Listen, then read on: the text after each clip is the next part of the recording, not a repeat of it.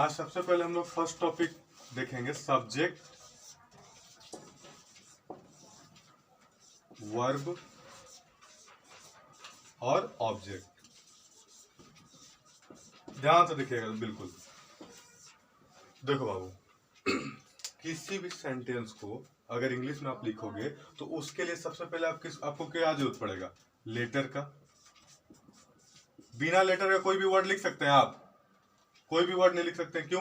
क्योंकि कोई भी वर्ड को लिखने के लिए जैसे ABCDEF जेड तक, मतलब इन्हीं 26 लेटर में उसका 26 लेटर में से इन्हीं लेटर में से यूज कीजिएगा किसी वर्ड को लिखने के लिए। जैसे अब इसी में से हम B, O और Y उठाते हैं तो बॉय हुआ, ये क्या हुआ? वर्ड बना। अब इसी वर्ड को एक ग्रुप में लिखेंगे सीक्वेंस में। देखिए कैसे, जैसे हम लिखते हैं I am a boy। अब ध्यान से देखिए, I am a boy मतलब इसमें कम से कम 2 वर्ड आया कि नहीं आया? मतलब वर्ड का क्या हो गया? ग्रुप हो गया। जब वर्ड का ग्रुप हो जाए, GROU, ग्रुप्स ऑफ वर्ड।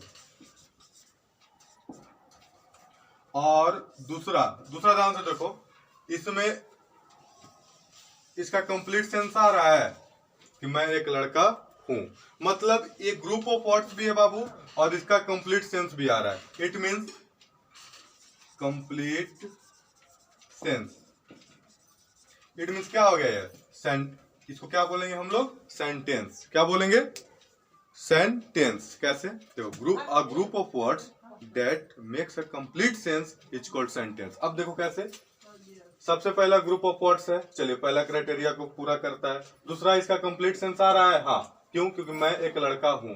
इसमें सीक्वेंस में लिखा हुआ है, सबसे पहले सब्जेक्ट, फिर वर्ब, हेल्पिंग वर्ब, फिर कॉम्प्लीमेंट। इट मींस दोनों क्राइटेरिया को पूरा कर रहा है। इसे हम क्या कर सकते हैं? सेंटेंस कर सकते हैं। यानी कि हम सबसे पहले समझे, लेटर को मिलाकर वर्ड बनता है और वर्ड के ग्रुप को सेंटेंस बोलते हैं जिसका कंप्लीट सेंस होता है। तो दिक्कत है यहां तक? चलो आगे देखो। अब एक चीज आप गौर किए होंगे कि इस सेंटेंस का अर्थ समझने के लिए एक क्रम में लिखा गया, एक स्ट्रक्चर में लिखा गया होगा। जैसे ऐसे लिखा रहता है एम, बॉय, आई, अ। ये भी तो ग्रुप ऑफ वर्ड्स है, लेकिन इसका कोई सेंस आ रहा है? क्यों नहीं आ रहा है? क्योंकि इस जो सेंटेंस है इसका स्ट्रक्चर गलत लिखा हुआ है।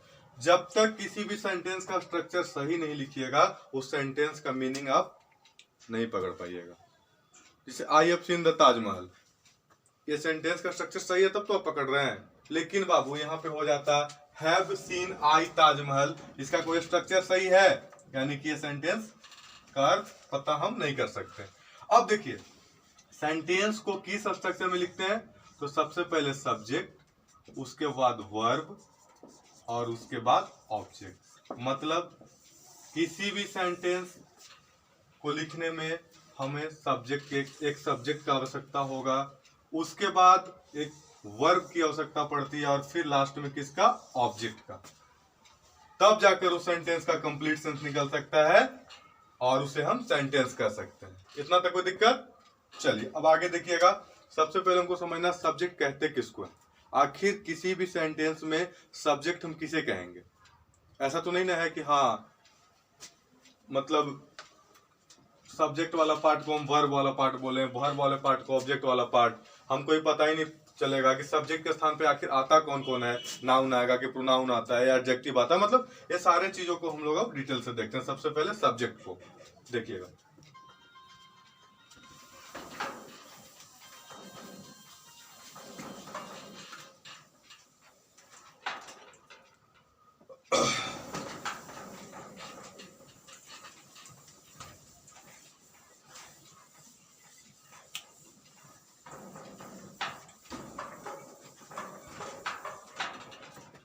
सब्जेक्ट, देखिए सब्जेक्ट का हिंदी आप लोग को पता होगा कर्ता, लेकिन सब्जेक्ट का सिंपल इंग्लिश हिंदी आपको जानना है काम करने वाला। यानी कि सेंटेंस में जो काम कर रहा होगा वही आपका सब्जेक्ट कहलाएगा। पहला, जैसे अब इसको इंग्लिश में ऐसे लिखते हैं, that does the work in a sentence. मतलब किसी भी सेंटेंस में जो काम करता है, जैसे हम बोलेंगे कि अमन किताब पढ़ रहा है, इस सेंटेंस में पढ़ने का काम कौन कर रहा है?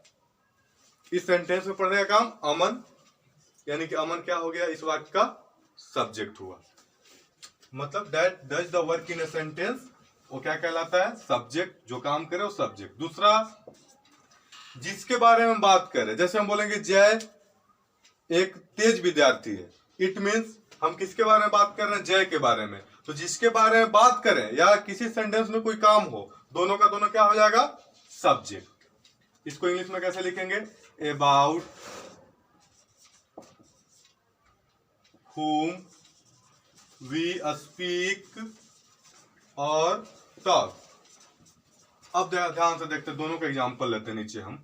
जैसे हम लिखते हैं कि अमन प्लेज क्रिकेट। अब ध्यान से देखिएगा, ये जो प्लेज जो एक्शन हो रहा है, इस एक्शन को कौन कर रहा है इस वाक्य में? अमन। तो जो काम करता हो क्या कहलाता है? सब्जेक्ट। यानी कि मेरा सब्जेक्ट कौन हुआ? अमन। अब ध्यान से देखते हैं, एक और एग्जांपल लेते हैं। इंडिया एंड पाकिस्तान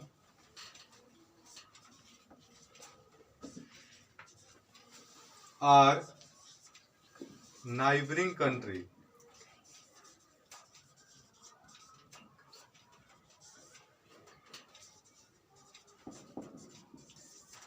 अब ध्यान से देखना है, इंडिया और पाकिस्तान, इंडिया एंड पाकिस्तान, इसी के बारे में बात कर रहे हैं ना कि दोनों आपस में पड़ोसी देश हैं। तो इस सेंटेंस में दोनों सब्जेक्ट हुआ, क्योंकि हम दोनों के बारे में बात कर रहे हैं, इंडिया के बारे में बात कर रहे हैं और पाकिस्तान के बारे में भी बात कर रहे हैं। कोई दिक्कत? अब ध्यान से देखते हैं हम लोग दूसरा का example, about whom we speak और टॉक। जैसे हम बोलेंगे जय इज माई बेस्ट फ्रेंड। अब देखो, हम इस सेंटेंस में किसके बारे में बात कर रहे हैं? जय के बारे में, कि जय मेरा बेस्ट फ्रेंड। इस सेंटेंस में कोई काम नहीं हो रहा है, कोई एक्शन नहीं हो रहा है, लेकिन बात जरूर हो रहा है किसके बारे में? जय के बारे में। यानी कि जिसके बारे में बात हो या सेंटेंस में जो काम करे, दोनों का दोनों क्या होगा? सब्जेक्ट। अब हम सब्जेक्ट को बिल्कुल इजी वे में समझ गए।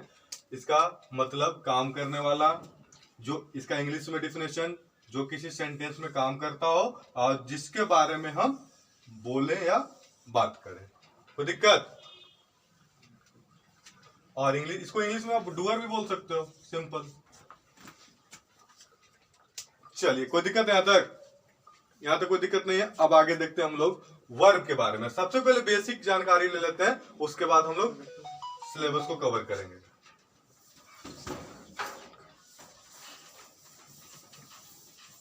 देखिएगा, वर्ब किसको कहते हैं?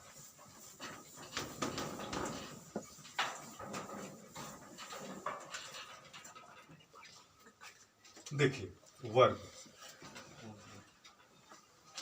का सिंपल डिफिनेशन, सेंटेंस में या कहीं भी जो एक्शन दिखलाने वाले जितने भी वर्ड आपको दिख जाए, सारा का सारा वर्ब कहे जाते हैं। एक्शन दिखलाने वाले वर्ड क्या कहे जाते हैं? वर्ब। जैसे इसका simple definition, an action word is called verb. कोई भी वर्ड जो क्या शो करता हो? एक्शन, क्या कहलाएगा? वर्ब कहलाएगा। जैसे हम बोलेंगे लाफ, हंसना, एक्शन है, बिल्कुल वर्ब हुआ।